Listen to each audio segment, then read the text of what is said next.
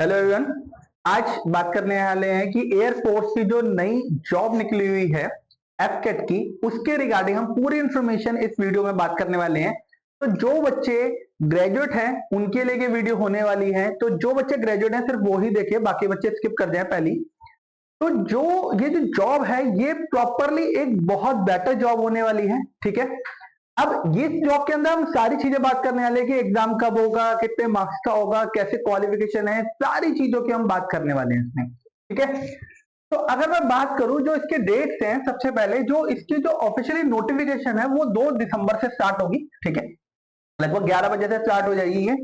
Last date जो रहेगी वो 31 दिसंबर 2024 तक ही रहेगी, 5 बजे इसमें लिखा हुआ है। लेकिन जनरली मैं मान के ये बताता हूं आपको कि आप सब 30 दिसंबर तक फॉर्म भर लेना, क्योंकि बहुत ज्यादा चांसेस होता है कि ये जो साइट होती है ये क्या हो जाती है, सर्वर डाउन हो जाता है बिल्कुल एंड में।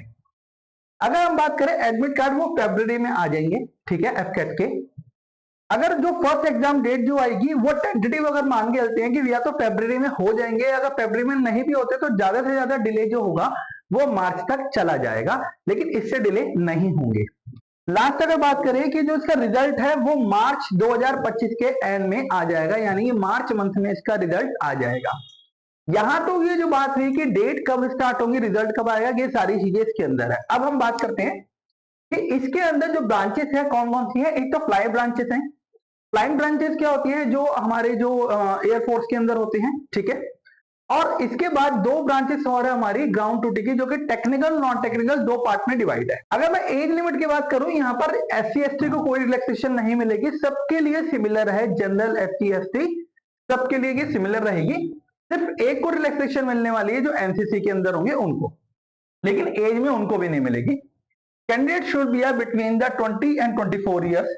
दो बच्चों की एज 20 साल से लेके 24 साल तक के बीच में है, या 20 साल से अबव है, 24 साल तक भी है, वो बच्चे अप्लाई कर सकते हैं।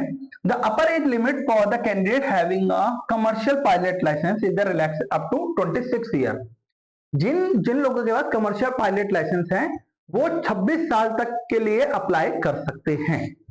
The age of candidate should be between the 20 to 26 year. तो उनकी जो एज होगी वो 20 से 26 साल के बीच में रहने वाली है।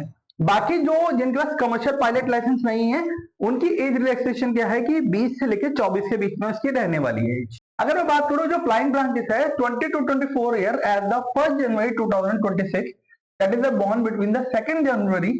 जो बच्चों की है 2 जनवरी 2002 से लेके 1 जनवरी 2006 के बीच में है, द डेट इंक्लूसिव, डेट भी इंक्लूड की गई है। अपर एज लिमिट भी candidate holding the valid and the current commercial pilot licence, उनके पास कमर्शियल पायलट लाइसेंस है जो इशू कर रखा है किसने, DGCA ने, इंडिया के। इस फ्लेक्सिबल टू 26 ईयर, तो उनको तो 26 ईयर तक की रिलैक्सेशन दी गई है।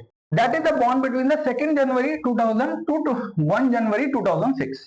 1 जनवरी ये मैंने आपको बता दिया कि हिंदी में लिखा हुआ है कि सारी चीजें मैंने बता दी आपको कि जिन बच्चों की एज 2 जनवरी 2000 से लेके 1 जनवरी 2002 से लेके 1 जनवरी 2006 के बीच के अंदर है, वो बच्चे तो अप्लाई कर सकते हैं। लेकिन जिनके पास कमर्शियल पायलट लाइसेंस है उनकी जो एज है वो 2 जनवरी 2000 से लेके 1 जनवरी 2006 तक अप्लाई कर सकते हैं, यानी कि उनको 2 साल का रिलैक्सेशन मिलेगा जिनके पास कमर्शियल पायलट लाइसेंस होगा। अगर मैं बात करूं ग्राउंड ड्यूटी की, तो कौन कौन बच्चे अप्लाई कर सकते हैं, ये अगर बात करें जो फ्लाइंग ब्रांच के लिए 50% आपके पास मैथ्स और फिजिक्स के अंदर होने चाहिए क्लास 12 के अंदर, और 60% इन ग्रेजुएशन। यानी कि आपके पास क्या होना चाहिए, मैथ होनी चाहिए और फिजिक्स होनी चाहिए, और दोनों सब्जेक्ट के अंदर आपके 50% मार्क्स होने चाहिए। ग्रेजुएशन में आपके पास 60% होनी चाहिए, यानी कि ये बेसिकली साइंस वाले ही अप्लाई कर पाएंगे। ग्राउंड ड्यूटी में अगर टेक्निकल बात करूं तो 50% मैथ और फिजिक्स इन क्लास 12 है, 60% इन BA BTech में। तो जो बच्चे ये अप्लाई करने जा रहे हैं, तो जिनकी 50% मैथ्स में और फिजिक्स में है तो वो क्लास 12 में है, और 60% जिनके BTech के अंदर है वो बच्चे अप्लाई कर सकते हैं। अब बात करते हैं किसके लिए, ग्राउंड ड्यूटी नॉन टेक्निकल के लिए। यहां पर क्या है, चाहे आपने BA करी हो, चाहे BCom करी हो, आपने कुछ भी करा हो, आपके अगर परसेंटेज ग्रेजुएशन में 60% है तो आप इसमें अप्लाई कर सकते हो। प्लस 12th में आपके पास कोई भी सब्जेक्ट हो, ह्यूमैनिटीज हो, कॉमर्स हो, कॉमर्स विदाउट मैथ्स हो, कोई भी सब्जेक्ट हो, आप इसमें अप्लाई कर सकते हो। यानी कि ये जो पोस्ट है ये किसी भी ग्रेजुएशन बच्चे के लिए एप्लीकेबल है, ये कोई भी अप्लाई कर सकता है। लेकिन ये जो पोस्ट है ये नॉन टेक्निकल डिपार्टमेंट में, याद रखिए करना कि नॉन टेक्निकल डिपार्टमेंट में करनी। अब मैं अगर मार्क्स की बात करूं तो टोटल जो मार्क्स होने वाले हैं वो क्वेश्चन होने वाले हैं 100, टोटल मार्क्स इसके 300 होने वाले हैं, यानी कि 300 मार्क्स का पेपर रहने वाला है। टोटल क्वेश्चन इसके 50 रहेंगे और जो टोटल मार्क्स है वो 150 रहेंगे। अब हम बात करते हैं कि कौन सा सेक्शन, इसमें आपने देख रखा होगा रीजनिंग, मैथ, जीके और इंग्लिश रखे, कौन से पार्ट से कितने क्वेश्चन आने वाले हैं। 25 क्वेश्चन इसके आएंगे जो इंटू 3 रहेंगे, यानी कि 75 मार्क्स के रहेंगे। मैथ के जो 20 क्वेश्चन आएंगे वो इंटू 3, यानी कि एक क्वेश्चन जो होगा 3 मार्क्स का होगा, 60 नंबर के रहेंगे ये। जीके जो है 25 इंटू 3 यानी कि 75 मार्क्स की, और इंग्लिश इसमें 30 इंटू 3 यानी कि 90 मार्क्स की। इनका टोटल हो जाता है 300, यानी कि ये जो एग्जाम है ये पैटर्न रहने वाला है आपका एग्जाम में, जो 4 सेक्शन आने वाले। अब हम बात करते हैं कि इस सेक्शन से भी क्या क्या चीजें हमें पढ़नी है। अगर मैं इंग्लिश से बात करूं, जो कॉम्प्रिहेंशन आने वाले, एरर आने वाले, sentence completion, spelling correct word, synonym, antonym, cloze test, जो बेसिकली जो आपका जो इंग्लिश के अंदर जो ज्यादा टॉपिक कवर होते हैं ये सारे वही आने वाले हैं। जनरल अवेयरनेस के अंदर हिस्ट्री, ज्योग्राफी, स्पोर्ट्स, नेशनल, ये सारी चीजें आपको पढ़नी है, यानी कि स्ट्रैटेजी के बहुत इंपॉर्टेंट पार्ट रहने वाला है इसका।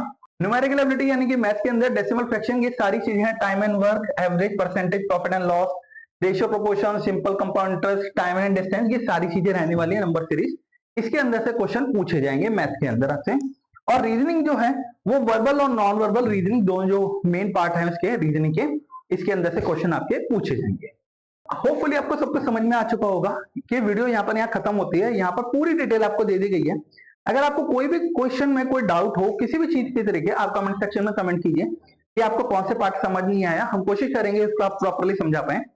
आपको स्क्रीन पे एक नंबर नजर आ रहा होगा, आपको क्या करना है, किसी भी तरीके की प्रॉब्लम आए आप हमें मैसेज कर दीजिए, चाहे वो फॉर्म भरने में आए या किसी भी तरीके से आप हमसे हेल्प ले सकते हैं।